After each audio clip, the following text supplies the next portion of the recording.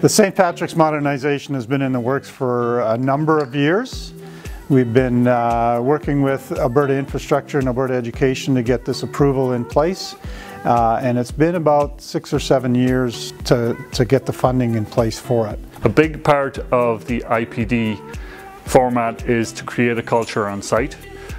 We build our culture through strong collaborative leadership. It's one of the cornerstones of the ethos of Chandos.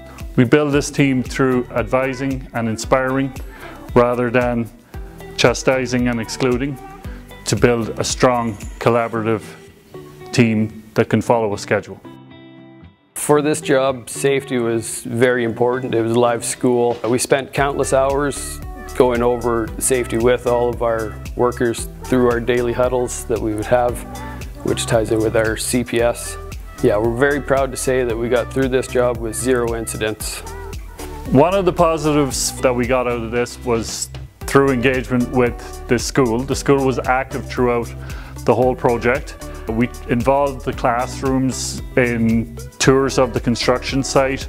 We had little exercises from the different trades who brought them in and showed them how plumbing and how electricity worked. It was pretty awesome. Through that collaboration with them, we ensured that the school was always aware of who was in the school, what was going on, what we were going to be doing. We tried to minimize any noise and impact on any of the students, and through that collaboration we ran a really good project in an active school. To me, it's a huge kudo and a big thank you to the Chandos and the rest of the construction team to make sure that they are providing a learning environment that meets the needs of not only the current students that we see here today, but both the community and students of the future of St. Patrick's Community School.